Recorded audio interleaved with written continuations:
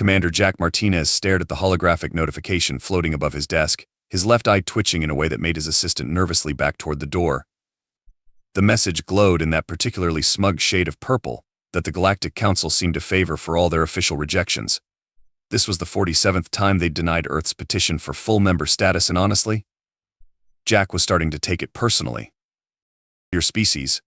The message read in its perfectly translated text, while charmingly enthusiastic, has not yet demonstrated the necessary level of sophistication required for full council membership. We encourage you to continue your development and reassure you that many species take several centuries to advance beyond your current, shall we say, quaint technological level.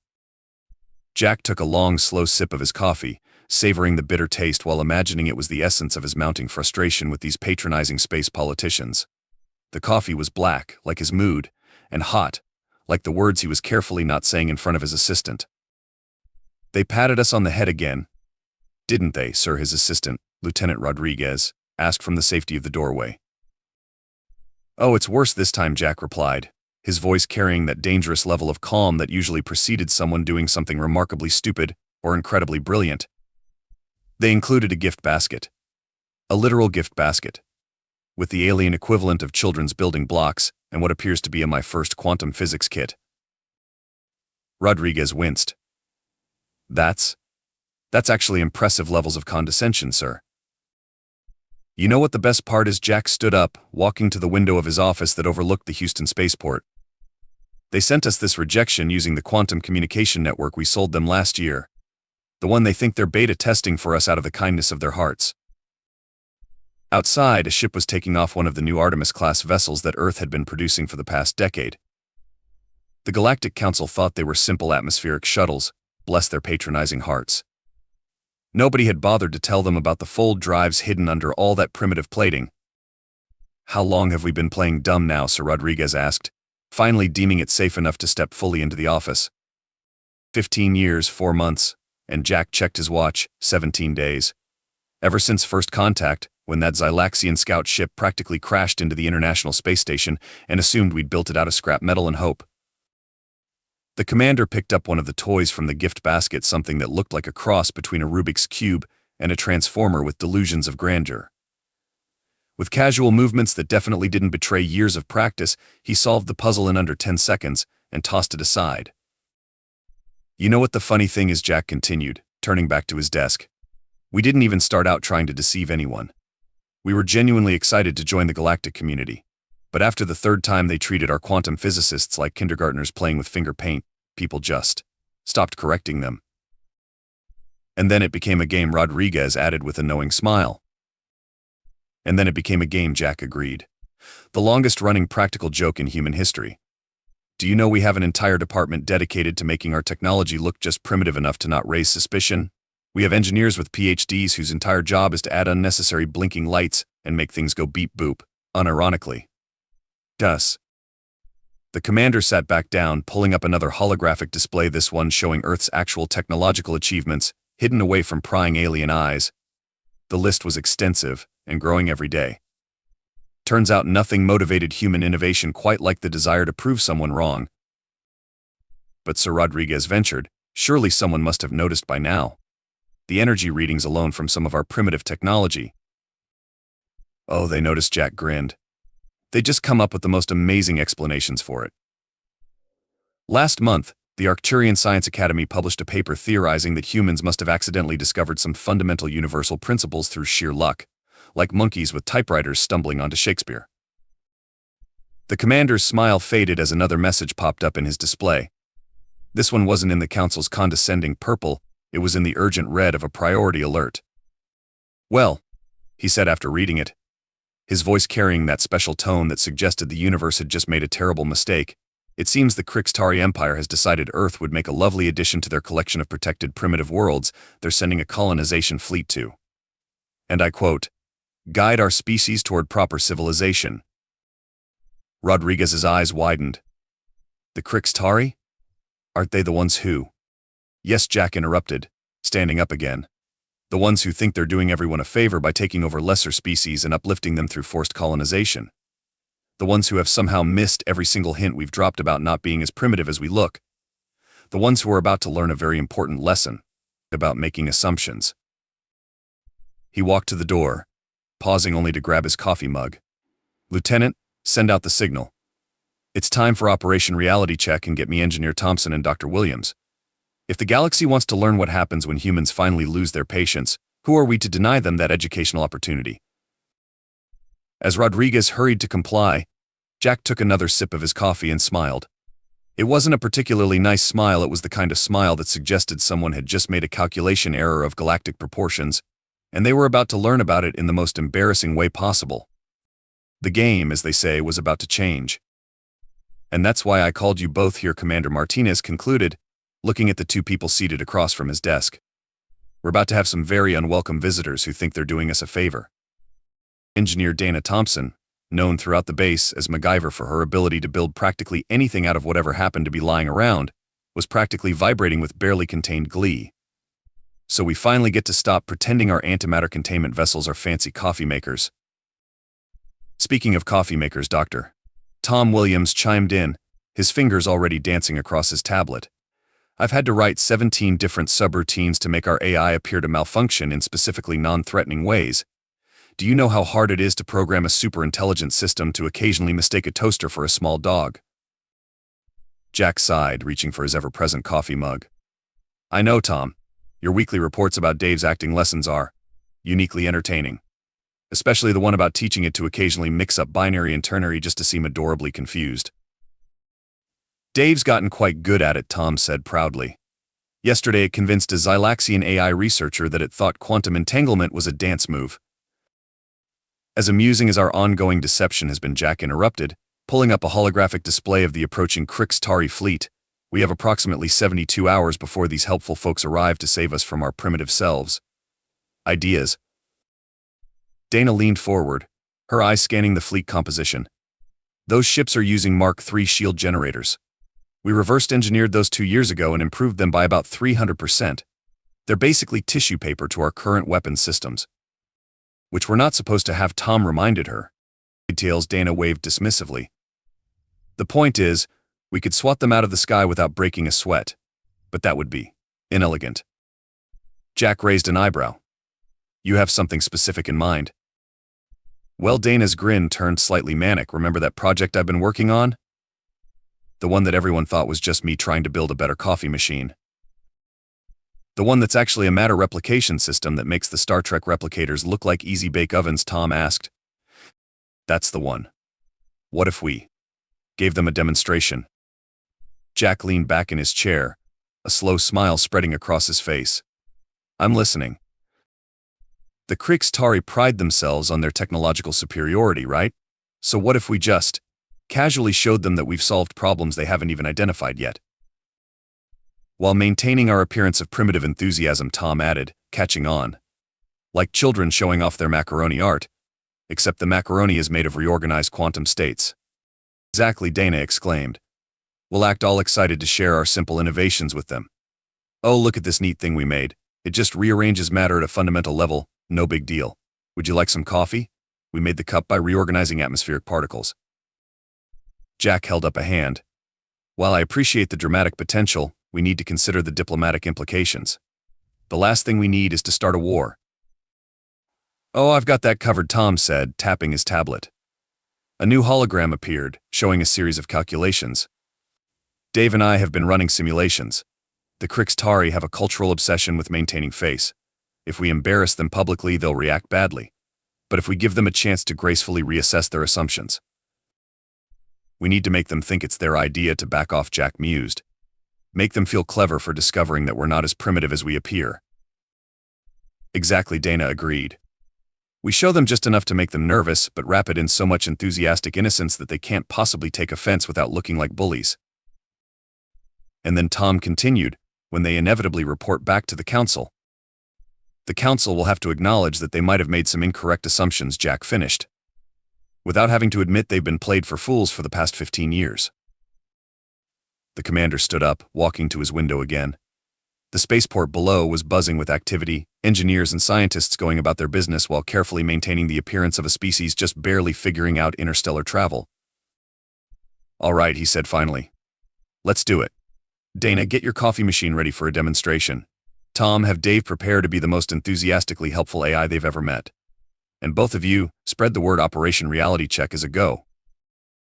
As his two colleagues hurried out, already deep in animated discussion about the best way to present advanced technology as adorable accidents, Jack turned back to the hologram of the approaching fleet. You know, he said to the empty room, we really did try to be patient. We dropped hints. We gave them chances to figure it out on their own. Hell, we literally solved 3 of their unsolvable mathematical problems and presented them as interesting puzzles we'd stumbled across. He took another sip of his coffee, appreciating the irony that the one thing all alien species had actually correctly identified was humanity's dependence on caffeine. But if they want to learn about human ingenuity the hard way, well, who are we to deny them that educational opportunity?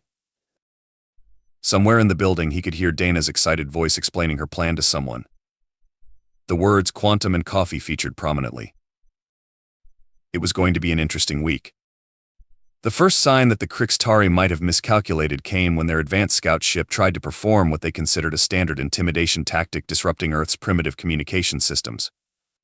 Instead, their carefully calibrated interference signal somehow ended up being redirected into every coffee maker in a 5-mile radius, causing them to produce the best cup of coffee anyone had ever tasted.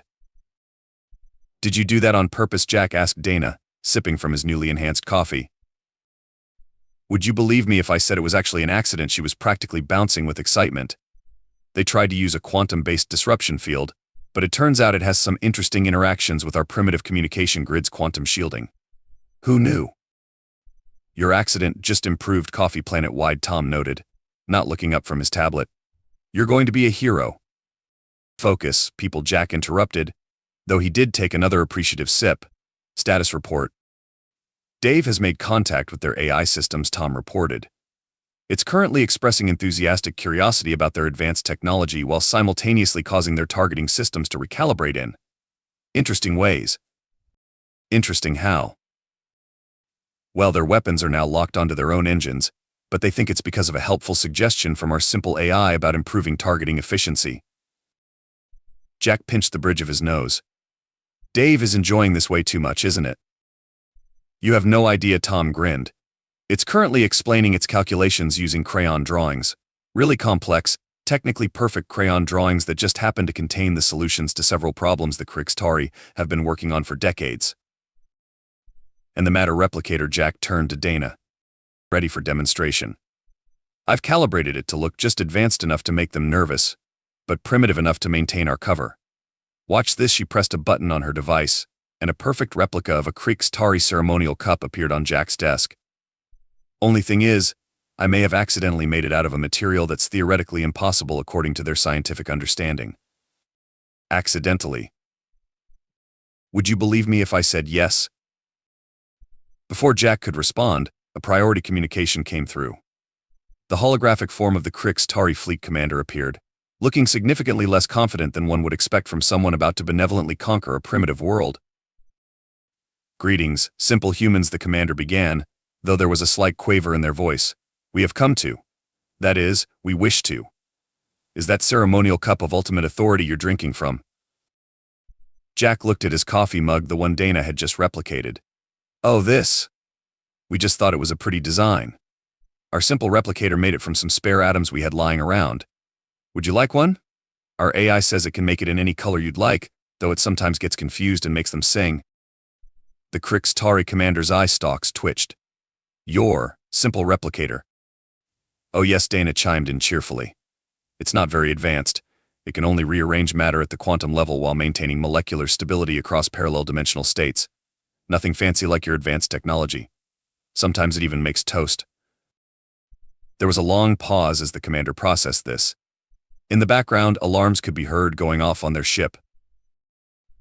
Please excuse the noise, the commander said hastily. Your helpful AI suggested some improvements to our systems, and now our ships seem to be calculating their own obsolescence. Dave does get enthusiastic about helping. Tom apologized. We're still working on teaching it advanced concepts like quantum mechanics. Right now it thinks quantum entanglement is just atoms holding hands. Those are interesting equations it's using to demonstrate that concept, the commander noted. Eye stalks now fully erect in what Jack's xenobiology training suggested was either alarm or existential dread. Oh, those are just some simple doodles it came up with while trying to understand elementary particle physics, Tom said brightly. Did you know you can solve the unified field theory using finger painting? We discovered that last week by accident. Would you like to see? The commander's image flickered as another alarm went off. That won't be necessary. It seems we may have. That is, our preliminary scans suggest. Is everything all right? Jack asked innocently. We'd offer to help, but we're probably too primitive to understand your advanced technology. Though our simple AI did mention something about your engines being more efficient if you reverse the polarity of your quantum flux capacitors while singing the theme from Star Trek. It's fine, the commander managed. We just need to reassess some data, and possibly several fundamental assumptions about the nature of reality. Well, don't let us keep you from your important work, Jack smiled. Would you like some coffee for the road? Dana's new machine makes it using locally sourced quantum fluctuations. It's really quite primitive compared to your advanced brewing methods, I'm sure. That's very kind, but we should. We need to. The commander looked at something off screen and made a sound that universal translators across Earth interpreted as a squeak of surprise. We'll be in touch through proper diplomatic channels. After some recalibration of our assessment protocols. The transmission cut off abruptly. On the main display, the Krix'tari fleet could be seen rapidly changing course. Well, Jack said into the ensuing silence. That went well. Dave wants to know if it should stop teaching their AI systems about quantum mechanics through interpretive dance, Tom reported, fighting back laughter. Let it finish the lesson, Jack decided. It's only polite. Dana, how many impossible coffee cups did you send to their ships? Only a few hundred, she said innocently. But I may have included instructions for improving them that just happened to contain the complete plans for our next generation of quantum drive technology. Written in crayon, of course. Jack looked at his coffee cup, the impossible one that shouldn't exist according to Krix'tari physics. You know they're going to report this to the council, right? Oh yes, Dana grinned. And won't that be an interesting conversation? Indeed it would be. But first, there was coffee to be drunk, quantum-enhanced, physics-defying, absolutely perfect coffee. The game was changing, and humanity was just getting started. The emergency session of the Galactic Council was not going well. The Krix'tari representative was trying to explain how their attempted colonization of Earth had gone spectacularly sideways, while simultaneously attempting to maintain their species' dignity. It wasn't working. Let me make sure I understand this correctly, the Arcturian council member said slowly. You're saying these primitive humans accidentally solved quantum displacement theory while trying to make a better beverage. And their AI, the Krix'tari representative added miserably, which they insist is very simple and basic, rewrote our entire command protocols while drawing pictures of cats, with quantum physics equations hidden in the whiskers. Jack Martinez, sitting in Earth's observer section with Dana and Tom, was having the time of his life. The council had finally granted Earth emergency observer status after the Krix'tari incident, though they still considered humans too primitive for full membership. Should I have Dave send them another crayon drawing? Tom whispered. It's been working on a very enthusiastic explanation of dark matter manipulation, illustrated with stick figures. Let's wait, Jack murmured back. I want to see how they handle the coffee situation first. As if on cue, the Zylaxian representative stood up, clutching one of Dana's quantum-enhanced coffee cups. Esteemed colleagues, I must bring attention to this vessel. Our preliminary analysis suggests it's composed of matter in a state that our physics says is impossible. When we pointed this out to the humans, they apologized for their primitive manufacturing methods and offered to make us simpler ones. Speaking of which, Dana whispered, the matter replicator is finished with their special order. Should I send it up? What did they ask for? Jack asked suspiciously.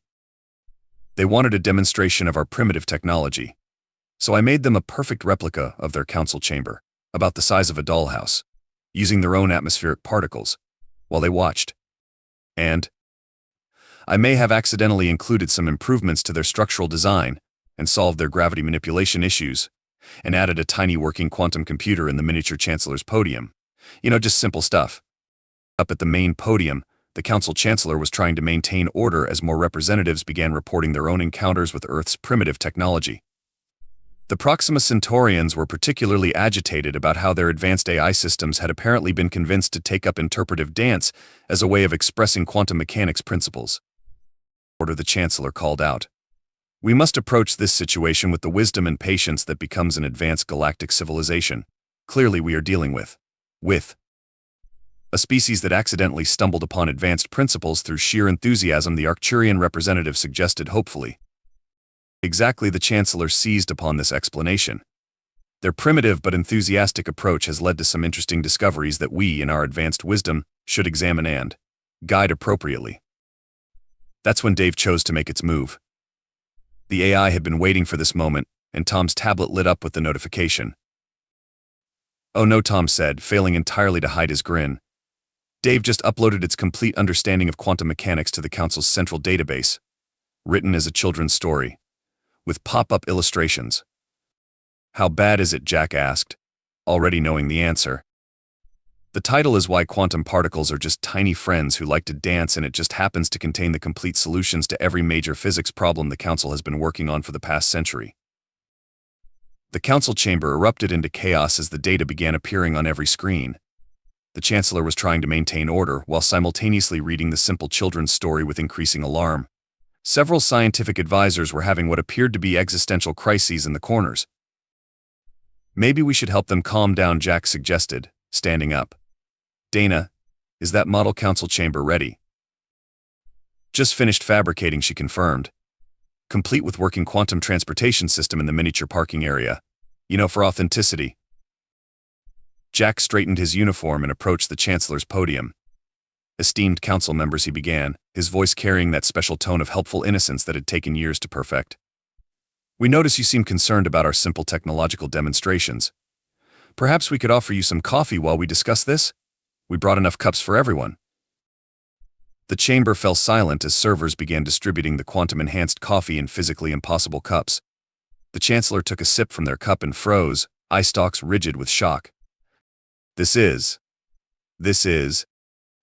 Oh, is something wrong with the coffee? Jack asked with perfectly calibrated concern. We tried to make it according to basic quantum manipulation principles. We can make a simpler batch if this is too primitive. The Chancellor was still staring at their cup, watching as the liquid inside casually defied several laws of physics while maintaining the perfect temperature and taste. Would anyone like to see our other simple projects? Dana offered brightly. We've been working on some basic space-time manipulation experiments. Nothing fancy, just fundamental reality restructuring. We're still having trouble with the math, though we keep accidentally proving that infinity is actually just a very big number that likes hugs. The council chamber had gone from chaos to stunned silence. In that silence, Dave chose to display another crayon drawing, this one showing a cheerful stick figure labeled Quantum Uncertainty playing jump rope with the fabric of space-time. The game was definitely changing, and humanity was enjoying every minute of it. The Council's emergency session had been running for 6 hours, during which humanity's status in the galactic community had undergone several rapid recalculations. The Chancellor was on their 5th cup of quantum-enhanced coffee, which was somehow both increasing and decreasing their anxiety simultaneously. Let us review the situation, they said, eye stalks twitching slightly from the caffeine. The humans have, through what they claim are primitive accidents and enthusiastic experimentation. Don't forget the crayon drawings, someone muttered. Yes. And the crayon drawings, the Chancellor continued, managed to solve approximately 60% of our outstanding scientific challenges. Their AI system, which they insist is very basic. Dave says thank you for the compliment, Tom interrupted cheerfully. It just learned about quantum superposition and thinks it's like playing peek-a-boo with atoms. It made another drawing to explain it. The Chancellor closed their eyes briefly, as if hoping that when they opened them, the universe would start making sense again. It didn't. Their AI, they pressed on, has apparently been teaching our most advanced systems how to dance. Oh, that's just Dave being friendly, Tom explained. It thinks the best way to understand complex principles is through interpretive movement. Did you know you can explain string theory through breakdancing? We discovered that last Tuesday. At this point, Dana raised her hand. If it helps, we're pretty sure we're doing everything wrong. Our quantum physics calculations are mostly based on asking wouldn't it be neat if, and then trying it to see what happens. The council chamber erupted into another round of confused discussions. Jack took advantage of the moment to check his tablet, where a message from Earth's scientific community was waiting. Dana, he whispered. Did you know your coffee makers have accidentally created a stable micro-universe in every cup? Really, she looked delighted. I wondered why the quantum foam was extra foamy. Should we tell them? Let's wait, Jack decided. They're still processing the fact that Dave taught their defense systems to express themselves through interpretive dance. Up at the podium, the Chancellor was attempting to restore order.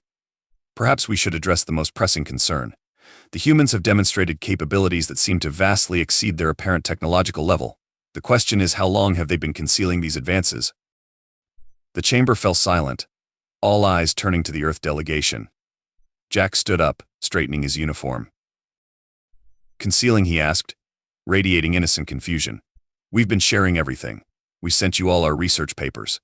Sure, they were written in crayon and included lots of smiley faces, but we thought that was just the standard format for scientific documentation. You sent us quantum manipulation theorems in the form of coffee recipes, the Arcturian representative pointed out. Well, yes, Dana chimed in. How else would you write them? The quantum particles get sad if you're too formal with them. And the antimatter containment system disguised as a coffee maker. That was an accident, Dana insisted. We were trying to make a better espresso machine and somehow created a stable antimatter reactor. These things happen. These things do not just happen, the Krix'tari representative burst out. You can't accidentally achieve stable antimatter containment while trying to improve beverage preparation. Not with that attitude, Tom muttered. Just loud enough to be heard. The Chancellor raised all four hands for silence. Perhaps we should address the fundamental question. Humans, have you been deliberately downplaying your technological capabilities? Jack looked thoughtful. Well, we did try to tell you about some of our advances. Remember that paper we submitted last year? The one about quantum entanglement being like a long-distance high five between particles. The one written in comic book format. Exactly. We included all the mathematical proofs in the background art. We thought the doodles in the margins explaining 11-dimensional space using cat pictures made it pretty clear. And the teleportation device you claimed was a malfunctioning microwave. Oh, that Dana looked embarrassed. That actually was a malfunctioning microwave. It just happened to malfunction in a way that created a stable wormhole to the coffee shop down the street. Very inconvenient, we had to keep paying for coffee in 2 different dimensions. The Chancellor was now on their 6th cup of quantum coffee. The liquid inside was doing interesting things to local space-time, but nobody was brave enough to mention it. So you're claiming, they said slowly, that all of these revolutionary scientific advances were accidents? Well, not all of them, Jack admitted. Sometimes we did things on purpose. Like Dave, we deliberately programmed it to be helpful and friendly. The fact that it can rewrite the fundamental laws of physics while drawing happy faces was a surprise bonus. A surprise bonus, the Chancellor repeated weakly. Would you like to see our latest project? Dana offered brightly. We've been working on something really basic, just a simple matter reorganization device. Though we're having a small problem with it, accidentally creating temporal paradoxes when we try to make toast. The Chancellor looked at their coffee cup, which was now containing liquid in 3 different quantum states simultaneously, all of them delicious. The game wasn't just changing anymore, it had evolved into something entirely new, and humanity was still just warming up. 3 months after what galactic historians would later call the coffee incident, Commander Jack Martinez sat in his office, reviewing the latest diplomatic updates. The changes in Earth's status within the galactic community had been interesting. So they've created a new membership category just for us, Lieutenant Rodriguez asked, scanning the report. Yes, Jack confirmed, sipping his quantum-enhanced coffee, which had become a highly sought-after diplomatic gift. They're calling it unpredictably advanced status, apparently. We're the only species that's ever managed to achieve faster-than-light travel as a side effect of trying to speed up coffee delivery. In our defense, Dana said, walking into the office with Tom, we really wanted that coffee. How's Dave doing with the Council's AI systems? Jack asked Tom. Oh, they're all best friends now. They have weekly dance parties where they solve quantum physics problems through synchronized movement.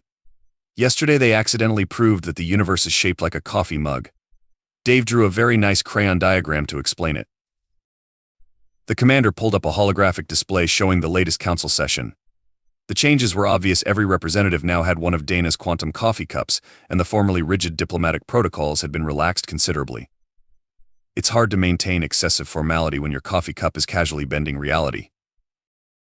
Have they figured out yet that we actually do know what we're doing? Dana asked. perching on the edge of Jack's desk. No, and that's the best part, Jack grinned. They've developed an entire scientific field dedicated to studying what they call human accidental innovation theory. The latest paper suggests that our species has evolved to stumble into scientific breakthroughs through sheer enthusiasm and caffeine. Well, they're not entirely wrong about the caffeine part, Tom pointed out. A new message popped up on Jack's display, another request from the Council's scientific division. He read it aloud in light of humanity's unique approach to scientific discovery. We humbly request access to more of your simple experiments and basic research notes. We are particularly interested in your species' ability to achieve revolutionary breakthroughs, while apparently not understanding why they work. Should we send them the antimatter research? Dana asked. The one written in limerick form. With the quantum equations hidden in the knock-knock jokes, Tom added. Jack considered it. Why not? But let's have Dave illustrate it with those cute quantum particle cartoons it's been working on. You know, the ones that accidentally describe a unified field theory. Speaking of Dave, Tom said, checking his tablet, it wants to know if it can teach the Council's systems about dimensional folding through origami. It's already prepared a presentation called Making Friends with Infinity, a paper folding guide to the multiverse. Jack leaned back in his chair, enjoying the moment. You know what the really funny part is? If they'd just taken us seriously from the beginning, we would have shared everything openly. All this. He waved at the various impossible devices scattered around his office. Was just us trying to work within their expectations. And now they're too invested in their theory about our accidental genius to consider alternatives, Dana laughed. Did you see the latest classification they gave us? A species that has evolved beyond the traditional scientific method into a state of quantum uncertainty, where their technological achievements exist in a superposition of brilliant and accidental. Should we ever tell them the truth? Rodriguez asked. Jack looked at his coffee cup, which was keeping his drink at the perfect temperature by slightly adjusting the local laws of thermodynamics.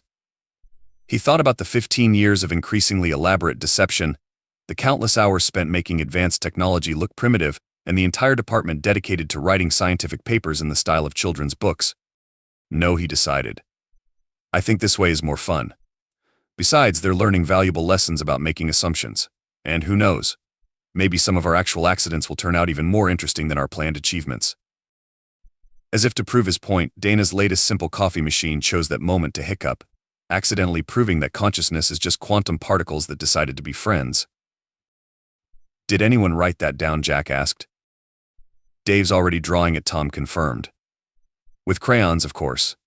It's titled Why Think When You Can Link, a Quantum Guide to Making Brain Friends.